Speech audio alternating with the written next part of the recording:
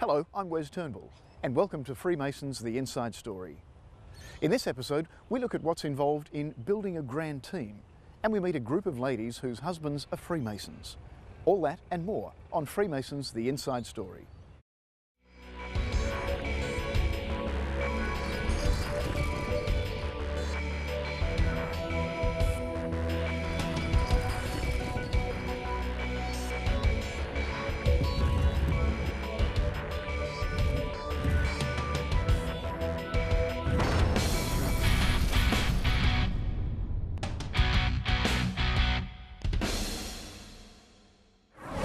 Hi, I'm Gabrielle Foreman, and with me today is Michelle Forbes from Melbourne Youth Music. Hi Michelle, how are you? Good, Gab, how are you? Thanks for coming in. Michelle, tell me how MYM started. Back in 1967, an enlightened state government actually introduced an instrumental program to all the schools in Victoria. However, there wasn't an opportunity for the kids to come together and play in a symphony orchestra with all the instruments represented. So a fantastic woman named Dr. Alexandra Cameron actually brought everybody together and formed the secondary schools orchestra. It started with about 70 people in the first rehearsal, and it just grew from there. So out of that, we've got Melbourne Youth Music. Fantastic. So over 46 years, there's obviously been some changes. How have those changes impacted generation to generation? Lots of different things. Funding's been a big one. So a couple of years ago we actually had the unfortunate situation where the government cut some funding from us, and we had to basically strip everything back and build a much more sustainable financial base for the organisation, and we've been growing since then, which is a good sign. But through the years there have been a number of different things in increasing the different instruments that we offer. So from an orchestral perspective, we've also grown out to concert bands and string groups as well, and there was also a time where we had a vocalist group as well, and through that there have been a lot of different pieces of repertoire that have been performed. Obviously, being classical music, we have the stock standard repertoire that everybody likes to play, and it's quite important as part of the development that they actually see all of and read all of the music and play through it. But obviously composers come and go, and we have some fantastic new works that the younger string groups are able to utilise from new composers, and we've also increased the offering and variety of music. So instead of just the core classical repertoire, as our groups get older, they actually branch into some more modern works, and also into some commercial offerings like CD recordings, carols by candlelight, and some movie film scores. We actually had one of the little strings do Smoke on the Water this year as well, which is great. So what do you think over this time have been your major highlights?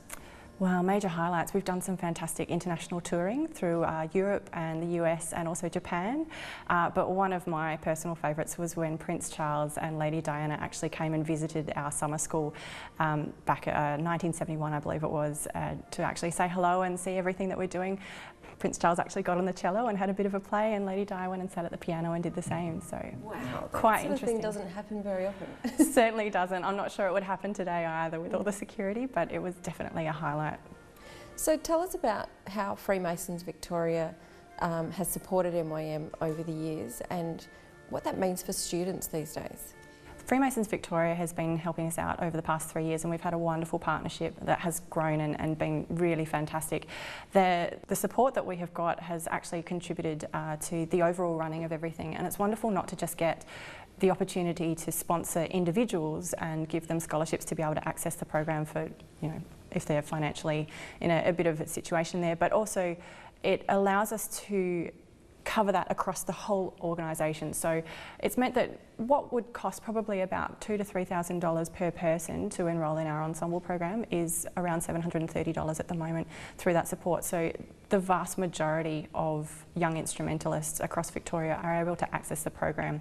Additionally, our resources can then go further as well, so we were able to take on bigger projects and work with more interesting and varied different organisations, and also just to give more of an offering and an opportunity to the kids out there. So 2014 is going to be a massive year for both of us, for Freemasons Victoria and MYM. What's in store? Well, celebrating Freemasons Victoria's 125th birthday, we'll certainly be giving some musicians over to help with the celebrations. But for us, 2014 is a really exciting year as well. We have a new international tour, which we haven't done for quite a while. We'll be going to New Zealand. Each of our individual ensembles actually have an additional concert offering each through the year. And the Wind Symphony will be going to Ballarat to perform at the South Street Band Competition. The Junior Strings will be playing at the Royal Children's Hospital, and a personal favourite of mine, Melbourne Youth Orchestra, will be performing music from all 6 Star Wars films on May the 4th, International Star Wars Day. May the 4th. Be with you. Exactly. That sounds fantastic. Michelle, thank you so much for coming in today and telling us all about next year and what you've got on board. My pleasure, and thank you to Freemasons Victoria. Very, very excited about the partnership, and hope it continues for many years to come.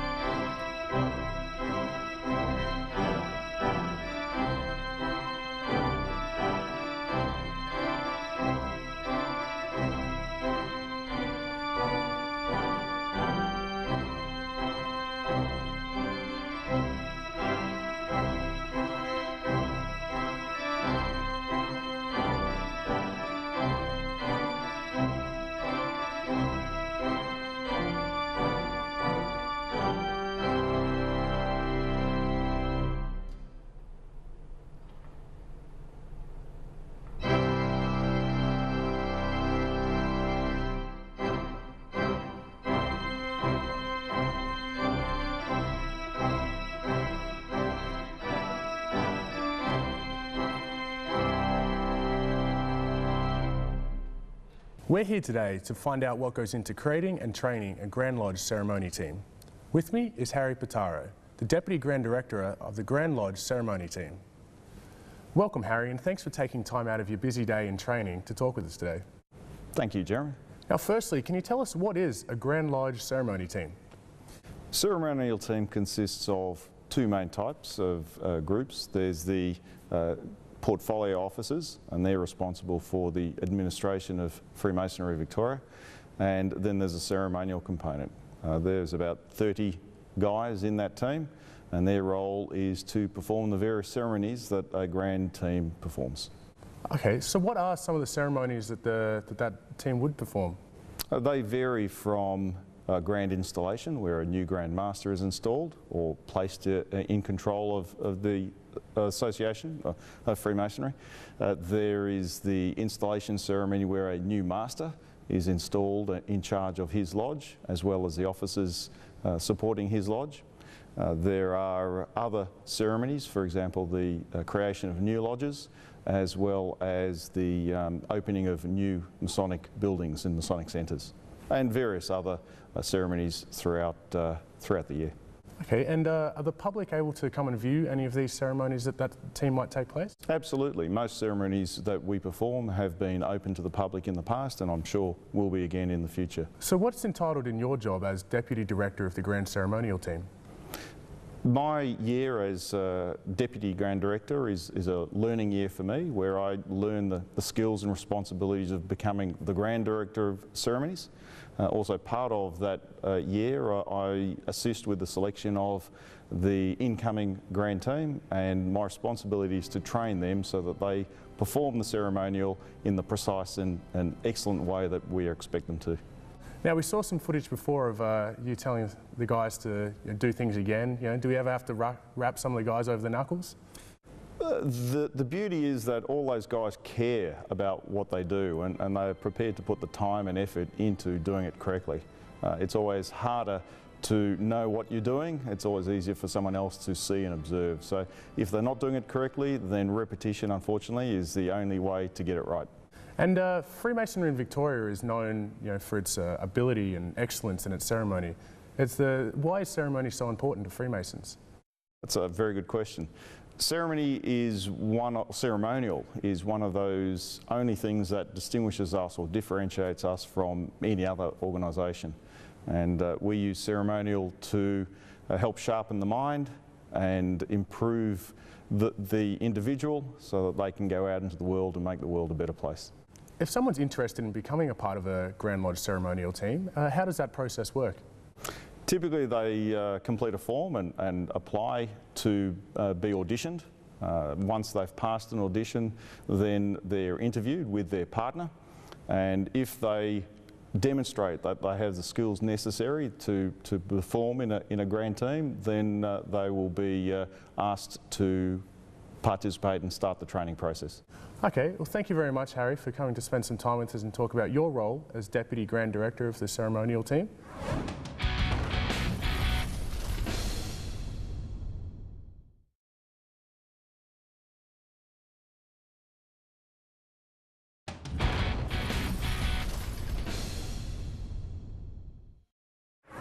Here we are in Kerr Street, Fitzroy, named after Freemason Thomas Kerr. Thomas Kerr arrived in Sydney in 1837 from his native Scotland, and then came to Melbourne 2 years later in 1839 to edit the Port Phillip Herald. Before taking up the position at the Herald, Kerr was offered position of editor at the rival paper, the Port Phillip Patriot and Melbourne Advertiser. He eventually left the Patriot and Advertiser to start papers of his own. Thomas Kerr involved himself in many of the local societies. He chaired the meeting which led to the formation of an Orange Lodge, and later became Provincial Grand Master of the Orangemen of Victoria. He was the first secretary of the St Andrew Society of Australia, and in 1845 chairman of the newly formed Burn Society. Little is known about Kerr's Masonic background prior to him arriving in Australia. However, he was a member of the Lodge of Australia Felix. In 1842, Kerr was elected to the first Melbourne City Council and was almost continually re-elected until 1851, when he resigned to accept the position of town clerk. A few years later, he was eased into retirement to a job as railway station master at Sunbury, where he died in 1857. Kerr Street, where we are today, is named in honour of him. Hi, I'm Gabrielle Foreman, and with me today are three very special ladies of Freemasons here at Grand Lodge: Margaret George, Kerry Goddard and Leonie Clark. Thanks for joining us today. I'd just like to ask you a few questions about your lives as support to your husbands as Freemasons, and how much of an impact that's had on your family life and your time. Margaret, how about we start with you? How much time do you feel Freemasonry takes away from the time that you get to spend with your husband, David? It takes a fair portion of his time, not so much this year, but in previous years. He's been in Grand Lodge for nearly 10 years, and it has taken over the years a lot of time. But I'm involved a lot too, since he's been in the Grand Lodge part of it, and I just enjoy it all the time. I think Freemasonry practices inclusiveness in every aspect. Inclusiveness when we're out as a grand team. We all are included. We don't leave anybody out. Inclusiveness in the community. Inclusiveness, it magnifies into other spheres of our lives. And I think that's one word that actually makes Freemasonry alive, the inclusiveness of it. Does it take you out of Melbourne? Are you allowed to travel? What kind of opportunities have you had? Well, when there's an installation in the country, it's usually a weekend, so the ladies usually go, and if we are not invited if it's not an open installation, we usually go out to dinner and do that sort of thing, and while the men are all strutting their stuff, we ladies usually find ourselves shopping or art gallerying and all these sorts of things. And Kerry, your life with your husband Ian has been quite interesting because you actually go to lodge as well, and your sons are also Freemasons, so you go as a family. Tell me a little bit about your time within Freemasonry. Well, Ian's been a Freemason for about 18 years and much more in Victoria. It's much more open and family involved here. So both my boys are Freemasons. One's inner guard and one's a junior deacon, and then Ian's director for his lodge. And Kerry, your sons have travelled, haven't they, in terms of Freemasonry? Tell me about your son's time in the UK. My oldest son had joined Freemasonry here. He'd done his first degree, and then when we went on holiday to the UK to visit family, and he decided to stay for a while. And so he did his second degree, had to get permission from Grand Lodge at Victoria, did his second degree in the UK with his granddad. Ian's father's also a Freemason in the UK. And then he came home and needed to do his third, so had to get permission from Grand Lodge again, who had to contact the United Kingdom to make sure he'd done his second, and then did his third degree here, so he's an international Freemason. Fantastic. Loves it. And do you think that your husband's principles in terms of Freemasonry have filtered down into your son's beliefs? Definitely, Yeah. definitely. I think it makes a huge difference. They're both much more aware of their community and their charity and looking after each other. For instance, my youngest son has gone round and helped cut the grass of one of our old members who can't do it anymore. He was worrying about what he was going to do with his long lawn, and so Richard had gone round and cut the grass. And so I think in little things like that, they're much more aware of their other people within their community now. There is a concern that Freemasonry these days isn't relevant to a younger society. Now that your sons are in their early 20s, do you think that that's I think it's very relevant. unrealistic? Yeah, okay. No, I think it's nowadays, especially with the nuclear family and not the extended family, I think it's very important that we look after our older community, for instance, and Freemasonry encourages that type of care of people and having good morals and ethics around looking after each other. And that's not just other Freemasons, but other people within our environment. So I think it's really important that we actually bring that type of feeling and thought of other people more into practice in our younger generation. So, What are some of the highlights as a support to your husband that you've had in the whole time that you've been involved with his Freemasonry? Look, I think they're many and varied, meeting lots of lovely people. Also travel. In our year as Grand Director, we travelled to KL as an official group, visiting the lodge in Kuala Lumpur, and there were 73, I think, members in the contingent, and it was a very happy and lovely time over there, yes. And had you travelled over to Kuala Lumpur before? Not to Kuala Lumpur, no, so that was new for us, yes. Did you find that they had different structures, different ways of doing things? The lodge definitely did, but we didn't get involved too much in that side of it. The ladies were more at the other formal functions.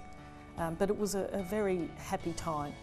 So if a young lady was to ask you what it would be like being the wife of a Freemasonry, what kind of advice do you think you would all give them? We'll start with you, Margaret.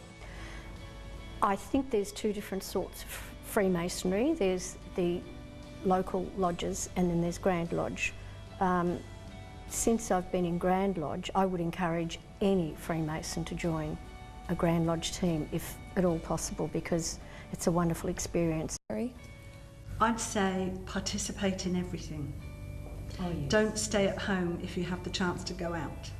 And be open to meeting as many people as possible, both in the social level of lodge and in Grand Lodge. And enjoy it, make the most of it, because it is really good fun. I'd reiterate both of those things, and I would also like to add that we did things because we joined as Peter joined as a Lewis at 19, and when I met him he was already a Freemason. We would even take our children with us to lodge and put them to bed in their sleeping bags in the ladies' lounge. Well, I thank you all for joining me tonight. It's been a pleasure meeting you all, and I wish you all the best. Thank you. Thank you, Gabby. Hi, I'm Jim Spreadborough and this is From the Archives. I've got some plates here. We have about 30 or 40 of these magnificent plates here in our museum. I'll just tell you about a couple of them. Here's a very special one, and it's from the Grand Orient of Italy, presented to a Grand Master of ours, Sir Robert Rislin, back in 1974. And most of all these plates here were given to the Grand Lodge of Victoria on our centenary.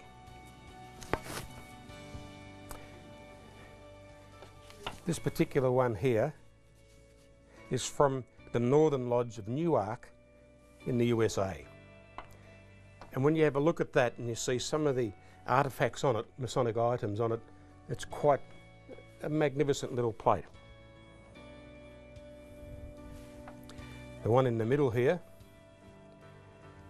is from the Provincial Grand Lodge of Yorkshire in England. Again, a beautiful design plate with lots of little details on it. And the one on the end here from the Grand Lodge of China, 1981. They presented that to us. These four here are only a very small selection of the plates we have. We have many more here that you can come in and have a look at any time in our library and museum here at Freemasons Victoria. Jim Spreadborough from the Archives. Thanks for joining us. To find out more about Freemasonry, visit the Freemasons Victoria website at www.freemasonsvic.net.au or phone us on 1800 Freemason.